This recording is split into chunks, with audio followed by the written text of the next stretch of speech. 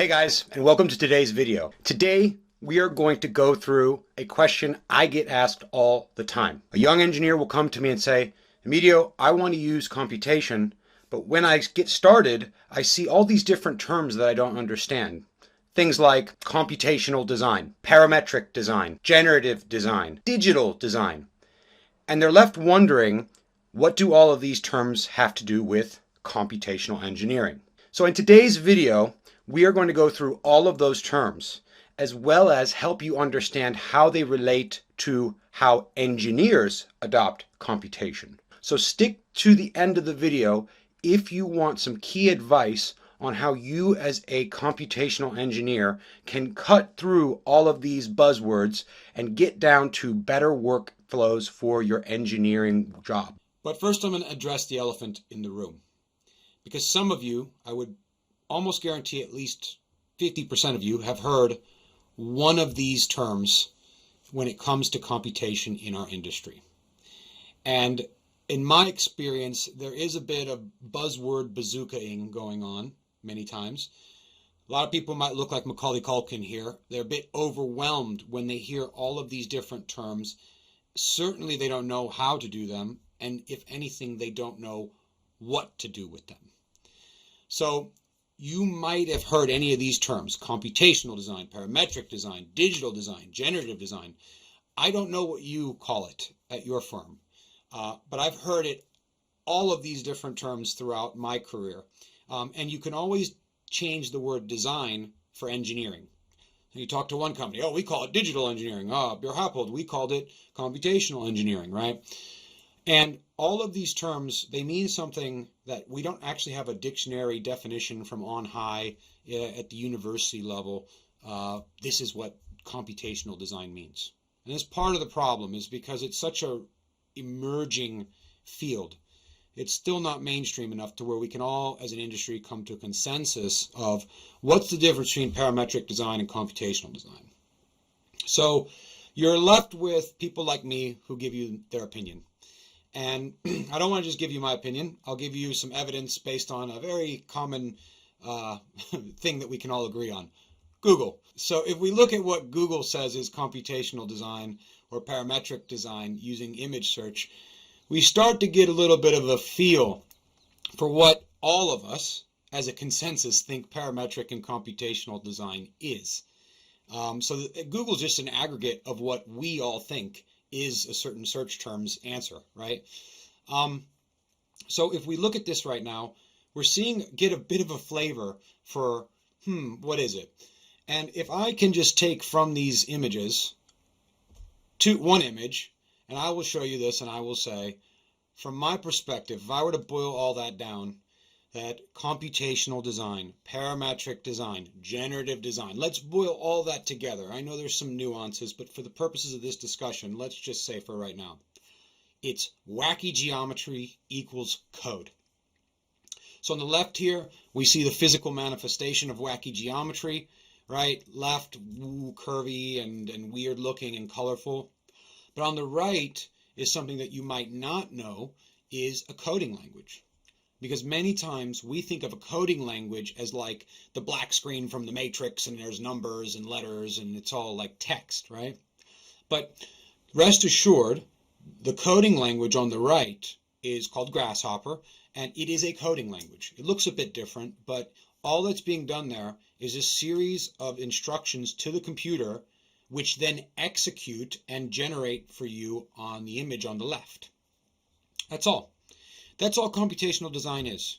It is really just that at its core principle. And if we boil it down even further, you can see how I've said wacky geometry. That's a new outcome. That's a new outcome because we never used to have the ability, and when I say we, architects, let's be very clear here. Architects were the ones who started dabbling in this space because the architects wanted to arrive at these wacky geometry forms, the new outcome. Stuff that they could only ever have in their head before, now they could have at least digitally, making it somewhat of a reality. And the new tool was this code on the right. So they were using a new tool to arrive at a new outcome. And when you hear computational design, parametric design, all these things. Just remember that. It's a new suite of tools. It's us as engineers, architects, contractors, taking code, a new tool, and applying it to a new outcome. In this case, of course, the architects went straight to wacky geometry. That's what they want to do. But anybody could do this, and I'm going to show you how, for instance, myself as an engineer took on this new tool to come up with new outcomes, which, by the way, also had construction outcomes as well. So that's a very important concept, is that effectively architects back in around, let's say 2007, got this new coding language. And just as a side note here, you might wonder, why are there so many coding languages? Have you ever wondered that? There are hundreds of coding languages. You might have heard of some like C#, C++, Python, C, Java, JavaScript, like Grasshopper I just told you about. Like, why are there so many? And the reason for that is very simply because each one has been engineered to be useful for a different subset of problems or, people who use it, right? Like there's coding languages I found out recently that are strictly speaking for military purposes, right? So you can just think of Grasshopper here on the right. See how nice it is? It's kind of like cartoonish. It's been engineered for architects, It's got the little emojis and stuff like that. It's been engineered for people who, have deadlines to meet, who are very geometrically inclined. So it's been, the bar has been lowered, and the suite of tools that come with it are very much geared towards architecture, engineering, and construction. Grasshopper and all these other coding languages that have been applied to traditionally wacky geometry problems can also be applied to, for instance, engineering and construction problems. So with that said, I'm an engineer, and today I'm going to tell you a little bit about computational engineering, which to me is a completely different problem, because a architect might go from nothing to this wacky geometry, but then as a structural engineer, I think this is some sort of grid shell, right? I get to go from that wacky geometry to some sort of structural analysis model, some sort of real engineering calculation and drawing set, right? It's getting very close to construction at this point. So it's a completely different problem because the constraints are massive. And when I describe computational engineering, oftentimes I show this diagram because, again, I just want to remind everybody, I'm a classically trained first principles chartered structural engineer. I am an engineer first and then a computational engineer second, because you can't be a computational engineer unless you have actually become an engineer. It doesn't work the other way around. And believe me, I've seen businesses try to hire computer scientists and teach them engineering. It's not nearly as easy. So in general, you need to be a good engineer, which we see here on the left, and that's what makes a good engineer, not just knowing the codes and software. But then you know how to communicate with the computer via code. The computer is amazing at certain things, and you can see here the skill sets being sort of divided between what's an engineer's task and what's a computer's task. But the computational engineer is sort of an orchestrator, if you will, between the two sides of the work here. And they do that via code. Simple as that. Let me give you an example that I've talked about for more years than I was actually on the project at this point. This is Morpheus in Macau. It's a project I was involved in for about 3 or 4 years early in my career. I had mentioned it before. Designed by Zaha Hadid in Macau in China. And it's about a 160-meter tall tower, hotel casino. And the key thing here from a structural perspective, from a contractor perspective, the complexity here is you see on the outside of this building all these white webs? That's not just facade. That is structural steel clad in aluminum. So if you look inside behind all that white stuff, you'll see steel members that are like 700 mil by 700 mil with big, thick steel flanges, right?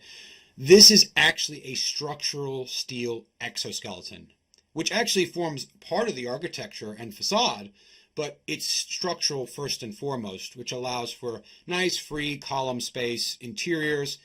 On the left here, you can see this freeform zone. This is also the world's, to the best of my knowledge, the world's first and only freeform structural exoskeleton. So it creates some really amazing spaces, but you can imagine some really big challenges in terms of construction and engineering.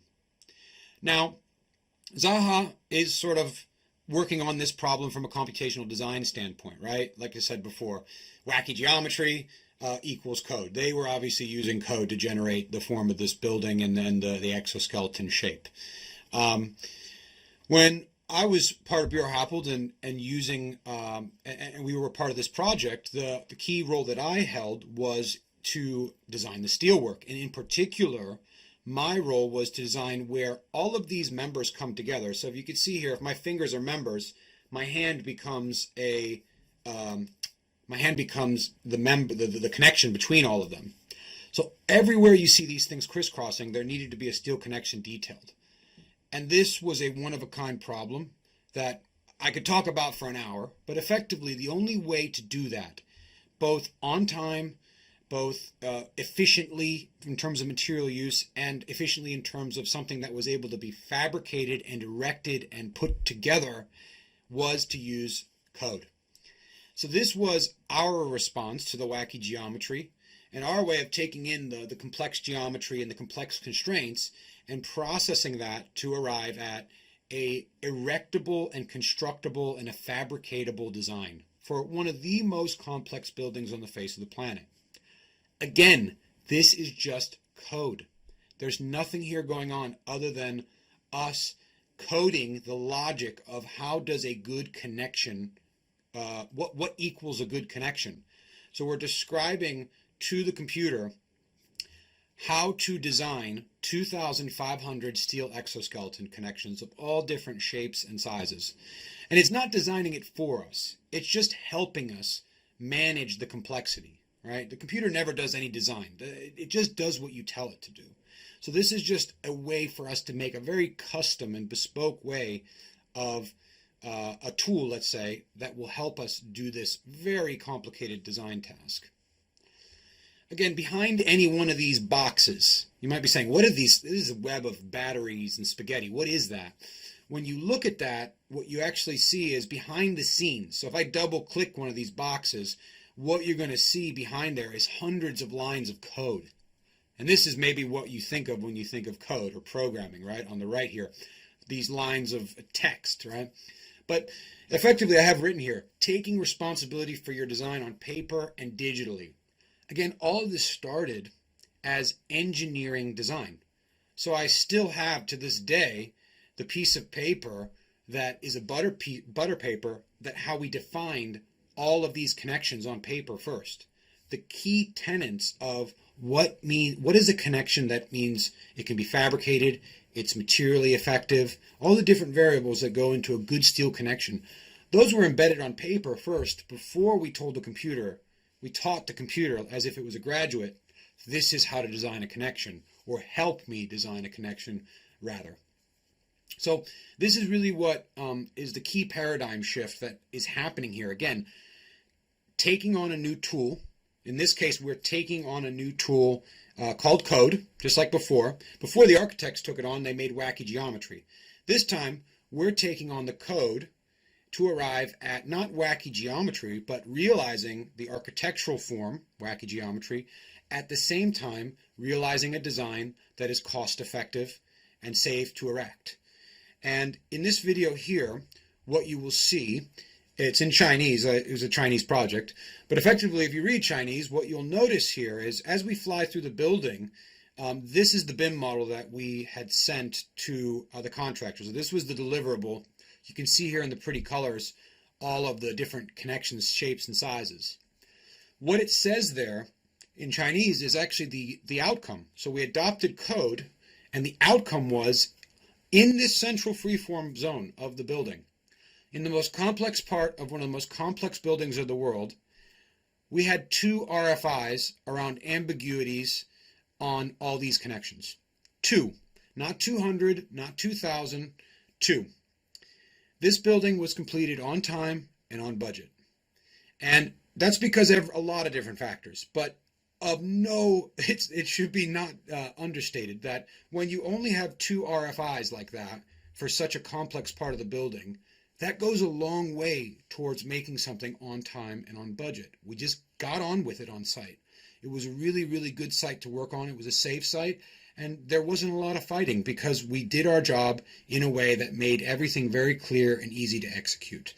And the connections were optimized. They were optimized for fabrication, material, so everybody was happy. That's the dramatic outcome that engineers as one good example of the dramatic outcomes of how engineers can benefit from using code.